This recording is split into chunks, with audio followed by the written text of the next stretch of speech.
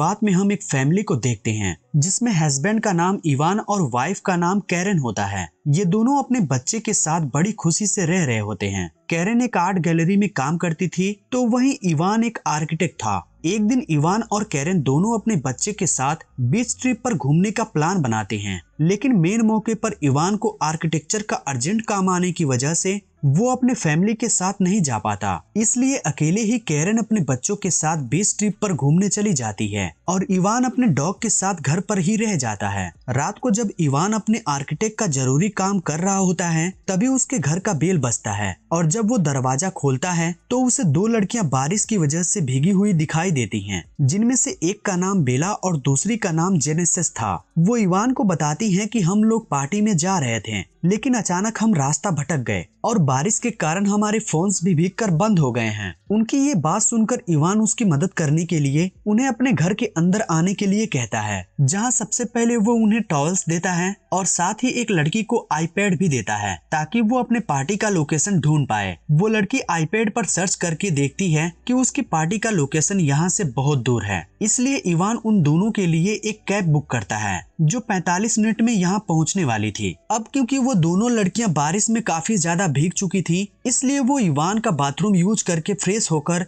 Ivan के पास जाती हैं, जहां इवान उसके लिए काफी बना रहा था। इसके बाद इवान उसके साथ बैठकर बातें करने लगता है। इवान पूछता है कि तुम लोग क्या काम करते हो, जिस पर वो बताती हैं कि वो एयर होस्टेजेस है और अपनी यात्रियों का बहुत ध्यान रखती हैं। इसके बाद वो इवान के पास जाकर अपनी एयर होस्टेस का काम दिखाने लगती हैं कि वो कैसे अपने एयर होस्टेस का काम करती हैं, लेकिन ऐसा करते हुए वो इवान को सेड्यूस करती हैं, जिससे इवान को थोड़ा अच्छा फील नहीं होता है। इसलिए वो वहाँ से उठकर दूसरी कुर्सी पर बैठ जाता है। तब इवान अपने मोबाइल्स पर चेक करता है, जिससे उसे पता चलता है कि कैब की यहाँ आने में अभी 20 मिनट बाकी है। इसके बाद वो दोनों लड़कियां इवान से उसकी वाइफ के बारे में पूछती हैं। इवान बताता है कि उसकी वाइफ एक आर्ट गैलरी के लिए पेंटिंग्स बनाती है। वो उन्हें अपनी वाइफ की पेंटिंग भी दिखाता है। ऐसे ही बातें करते करते वो दोनों इवान के बहुत ज्यादा करीब चली जाती हैं। इवान उनको इग्नोर करने की बार बार कोशिश करता है। इवान एक बार अपना मोबाइल चेक करता है। वो देखता है कि कैब के आने में अभी सिर्फ 5 मिनट रह गए हैं, जिससे वो थोड़ा रिलैक्स फील करता है, क्योंकि उसे उन लड़कियों का बिहेवियर थोड़ा ठीक नहीं लग रहा था। वहीं कैब के आने से सिर्फ 2 मिनट पहले ही बेला और जेनेसिस इवान का वहाँ ना होने का फायदा उठाकर बाथरूम में चली जाती हैं। तभी इवान जल्दी से उनके कपड़े सुखाकर बाथरूम के पास जाकर कहता है कि तुम्हारे कपड़े सूख चुके हैं और बाहर तुम लोगों की कैब भी आ गई है। लेकिन अंदर वो दोनों मजे से नहा रही होती हैं और इवान की बातों को इग्नोर कर रही होती हैं। इवान के बार बार कहने पर भी जब वो बाहर नहीं आती तो इवान अपने आंखों पर हाथ रखकर उन्हें कपड़े देने के लिए बाथरूम के अंदर चला जाता है, लेकिन अंदर जाकर देखता है कि वो लड़कियां न्यूट होकर नहा रही होती हैं। तभी वो दोनों इवान को कहती हैं कि इवान तुम भी हमें ज्वाइन करो। इतना कहकर वो इवान से चिपकने लग जाती हैं, लेकिन इवान ऐसा नहीं करना चाहता था क्योंकि वो एक शादीशुदा था, इसलिए वो इनको इग्नोर करने की पूरी कोशिश करता है। लेकिन जब वो दोनों इवान के साथ कुछ ज्यादा ही क्लोज होती हैं तो इवान भी अपने फीलिंग्स पर काबू नहीं रख पाता और उनके साथ बाथरूम में इंटीमेट होने के बाद बेडरूम में इंटीमेट होता है। वहीं कैब ड्राइवर कुछ देर तक इंतजार करने के बाद वहां से चला जाता है। अगली सुबह जब इवान नींद से जागता है तो उन दोनों लड़कियों को वहां ना पाकर सोचता है कि शायद वो वहां से चली गई हैं। लेकिन तभी किचन से उन्हें हंसने की आवाज आती है। किचन में जाते ही वो देखता है कि उन्होंने किचन का काफी बुरा हाल कर दिया है। तभी इवान को कैरेन का वीडियो कॉल आता है और उससे बात करने के लिए वो बाहर चला जाता है। अपनी वाइफ से बात करने के बाद वो अंदर आकर वो गुस्से में उन्हें कहता है कि जल्दी से अपने कपड़े पहनो और मेरे घर से दफा हो जाओ। लेकिन कुछ देर बाद वो देखता है कि वो दोनों अपनी वाइफ की आर्ट्स को खराब कर रही हैं, जिससे अब इवान पूरे गुस्से में उन्हें कहता है कि मैं अब पुलिस को कॉल कर रहा हूँ और अगर तुम्हें जेल जाने से बचना है तो यहाँ से तुरंत चले जाओ। ये सुनकर बेल और जेनेसिस हंसने लगती हैं। वो कहती हैं कि हम दोनों अंडर एज हैं और तुम कल रात हमारे साथ इंटीमेट हो चुके हो, जो कि कानूनन जुर्म है। इसलिए अगर तुम पुलिस को बुलाओगे तो पुलिस उल्टा तुम्हें ही पकड़कर जेल में डालेगी। ये सुनकर इवान सोचता है कि कल रात उसने कितनी बड़ी गलती कर दी है। तभी दरवाजे पर कोई बेल बजाता है। दरवाजा खोलने पर इवान को कैरेन की दोस्त विवियन नजर आती है, जहां वो इवान से ये पूछने आई थी कि कहीं उसे किसी चीज की जरूरत तो नहीं।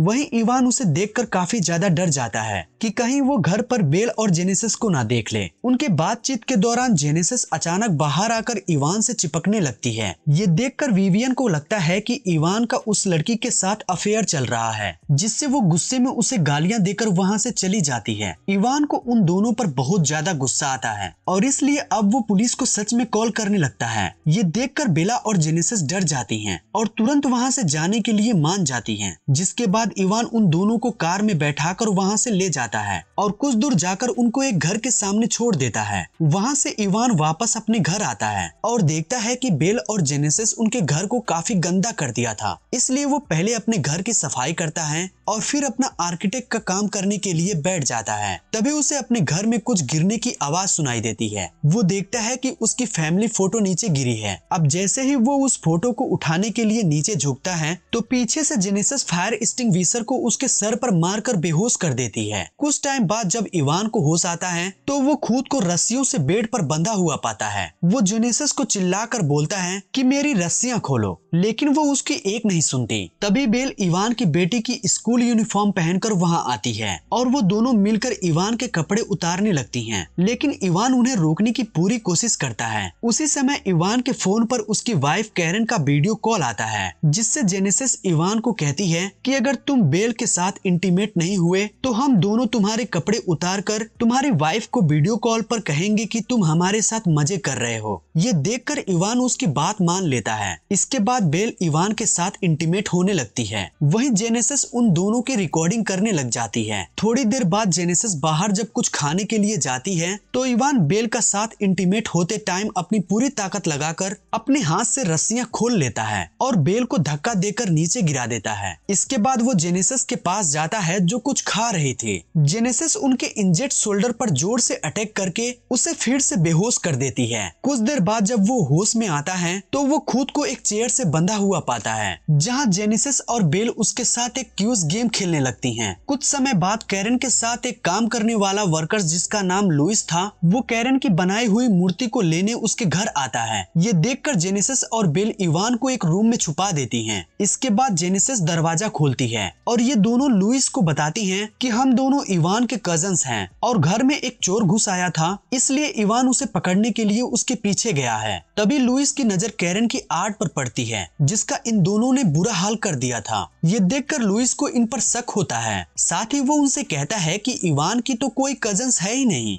यहाँ पर अचानक लुइस को इवान की चिल्लाने की आवाज सुनाई देती है और वो एक रूम में जाकर देखता है कि इवान वहाँ पर बंधा हुआ है। वो तुरंत इवान की रस्सियों को खोलने लग जाता है। वहीं बाहर ये दोनों कैरन की आर्ट को तोड़ने लगती हैं, जो कि बहुत महंगी थी। इसलिए लुइस उनके पास जाकर उन्हें ऐसा करने से रोकता है, लेकिन तभी उसे अस्थमा का अटैक आ जाता है। वहीं लुइस का इनहेलर भी जेनेसिस के पास था। वो उनसे अपना इनहेलर्स लेने की कोशिश करता है और इसी बीच उसका पैर लड़खड़ाने की वजह से उसका सर जोर से कैरन के आर्ट से टकरा जाता है, जिससे उसके सर से ब्लड निकलने लगता है और कुछ सेकंड बाद उसकी मौत हो जाती है। लुइस की मौत देखकर जेनेसिस और बेल हंसने लगती हैं, जैसे कि उनको कोई फर्क ही नहीं पड़ा हो। उनको हंसता देखकर इवान समझ जाता है कि ये दोनों साइको हैं। इसके बाद जेनेसिस और बेल लुइस की डेड बॉडी पर आर्ट कवर अप करके उसकी ही बॉडी को उसकी ही गाड़ी में रख आती हैं और वापस आकर लुइस और इवान की फोन से एक दूसरे को मैसेज करके ऐसा शो कराने की कोशिश करती हैं जैसे कैरन के साथ लुइस का अफेयर चल रहा हो। और दोनों के अफेयर के बारे में जब इवान को पता चला तो इवान गुस्से में लुइस का मर्डर कर दिया। इतना कहकर वो दोनों लुइस को दफनाने के लिए घर के बाहर बैकयार्ड में एक बड़ा सा गड्ढा खोदती हैं। वहीं कुर्सी से बंधे हुए इवान किसी तरीके से अपनी वाइफ कैरन को कॉल करने की ट्राई करता है, लेकिन तभी जेनेसिस बेला के साथ वहां आकर उसके आईपैड छीन लेती हैं और उस पर बहुत गुस्सा करती हैं, जिससे ये दोनों इवान के घर को पूरी तरीके से खराब कर देती हैं और इवान के बाल काटकर उन्हें छोटा कर देती हैं। उसी रूम में जेनेसिस को इवान की छुपाई हुई गन मिलती है, जिससे वो बेल को इवान के हाथ पैर खोलने के लिए कहती है। जेनेसिस इवान को कहती है कि अब हम दोनों तुम्हारे साथ हाइड एंड सीक खेलेंगे और अगर तुम पकड़े गए तो तुम्हें शूट करके मार दिया जाएगा। इवान तुरंत घर में छुपने लगता है। वहीं जेनेसिस और बेल उन्हें ढूंढने लगती हैं। तभी इवान घर से भागने के लिए बाहर की तरफ जाने लगता है, लेकिन जेनेसिस उसके पास जाकर उसे ढूंढ लेती है। तभी इवान जोर जोर से चिल्लाकर मदद मांगने की कोशिश करता है, लेकिन जेनेसिस उसे गन पॉइंट पर चुप करवा देती है। यहाँ से सीन शिफ्ट होता है और हम मॉर्निंग में देखते हैं कि ये दोनों इवान को उस गड्ढे के पास ले जाकर उसे वहाँ दफना देते हैं, लेकिन ये इवान के सर को जमीन के बाहर रखते हैं। ये इवान को बताती हैं कि हम तुम्हें मारना नहीं चाहते थे, हम सिर्फ अपने मजे के लिए तुम्हारा इस्तेमाल कर रहे थे और हमें तुम्हें टॉर्चर करने में बहुत मजा आ रहा है। इसके बाद बेल इवान को उसके फोन पर वही वीडियो दिखाती है जिसमें वो इवान की बेटी की स्कूल यूनिफॉर्म पहनकर उसके साथ इंटीमेट हो रही थी और ये वीडियो जेनेसिस ने रिकॉर्ड किया था।